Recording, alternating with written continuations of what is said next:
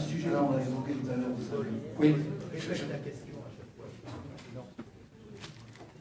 Je voulais simplement dire que entre hier soir et ce matin, nous avons fait un formidable voyage. Et ce voyage a permis de comprendre qu'il y a une pluridisciplinarité et qu'on ne peut pas, comme ça, par interjection, donner une réponse. Et je pense que la sagesse nous impose de prendre tout ce qui a été dit et de comprendre qu'on ne peut pas mettre le doigt sur un bouton pour pouvoir expliquer ces phénomènes. Et je m'en réfère aux éminents professeurs et aux intervenants d'une manière générale pour bien comprendre que ce soit le représentant du culte musulman avec d'autres, il est hors de question d'avoir une attitude légère et donc il y a toute la précaution pour comprendre ce phénomène qui nous frappe. Donc peut-être que j'aurai l'occasion tout à l'heure d'expliquer un peu le point de vue du vécu des musulmans, et ça c'est intéressant aussi de le prendre en ligne de compte, mais il est évident que tout le monde est un assourdi et tout le monde est dans une période peut-être de tâtonnement intellectuel, et je crois que c'est là où il y a la vérité pour la recherche des causes. Nous allons de toute façon revenir sur ce débat avec M. Bécry tout à l'heure. Je passe la parole à Pierre Desveilleux pour avoir l'intervention d'Éric Ciotti. Oui, Monsieur le Président, Monsieur Éric Ciotti, en termes de journalisme, vous êtes la personne ressource idéale aujourd'hui, puisque vous êtes président de la commission d'enquête parlementaire, donc le peuple, représentant du peuple, sur la surveillance des filières et des individus djihadistes.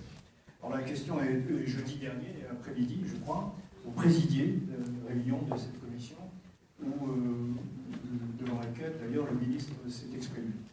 Donc la question est assez simple, est-ce que vous pouvez nous détailler, nous dire comment s'appliquent, ou vont s'appliquer, les mesures relatives à cette surveillance, et plus généralement, les mesures pour éradiquer, et on va plus loin, les risques dans ce domaine. Bien, merci. D'abord, je veux féliciter ceux qui ont eu cette intuition d'organiser ce colloque, plus que cette intuition, cette anticipation, malheureusement, sur des phénomènes qui nous plongent aujourd'hui de façon dramatique au cœur de l'actualité. Donc merci à Paul Barély, à Patrick Amoyel, bien sûr au doyen Valard, d'avoir organisé ici à Nice, dans cet amphithéâtre qui nous ramène 30 ans en arrière, ce colloque qui rassemble des spécialistes reconnus sur cette question.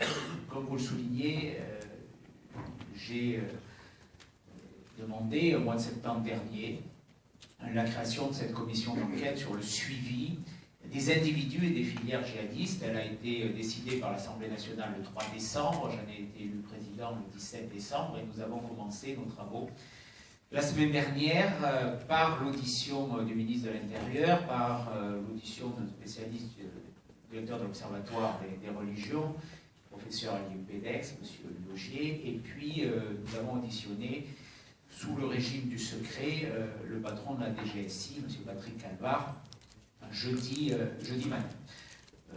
Naturellement, ce sont des questions que je suis depuis longtemps.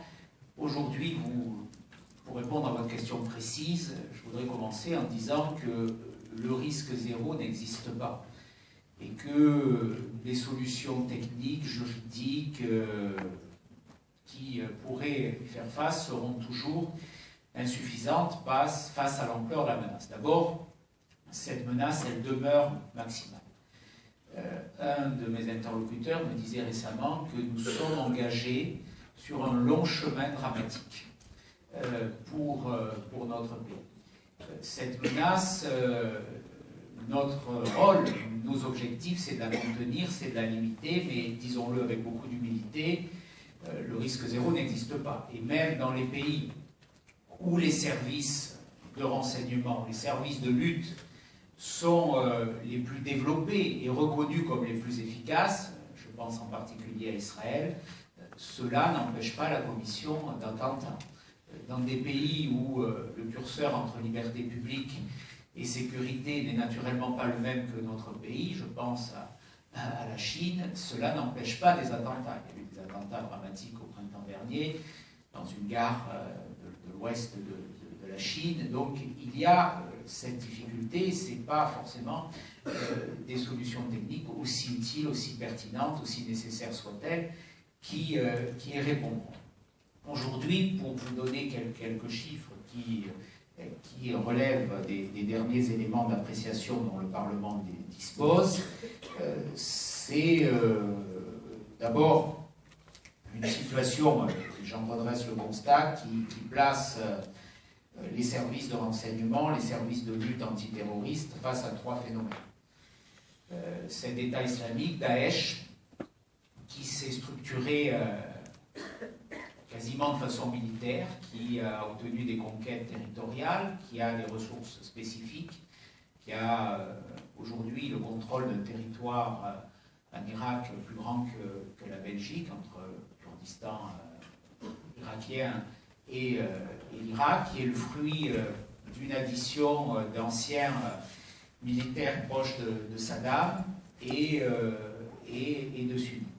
Donc il y a ce terrorisme d'origine sunnite, il y a Al-Qaïda, plus ancien, je dirais, sur ce marché du terrorisme, avec une compétition et une concurrence qui se met en place aujourd'hui, puisque Daesh maîtrise de façon particulièrement redoutable des techniques de communication qui sont placées au service de sa propagande. Et on est parti d'un enjeu territorial et de pouvoir en Irak pour avoir maintenant des revendications et des positions plus importantes.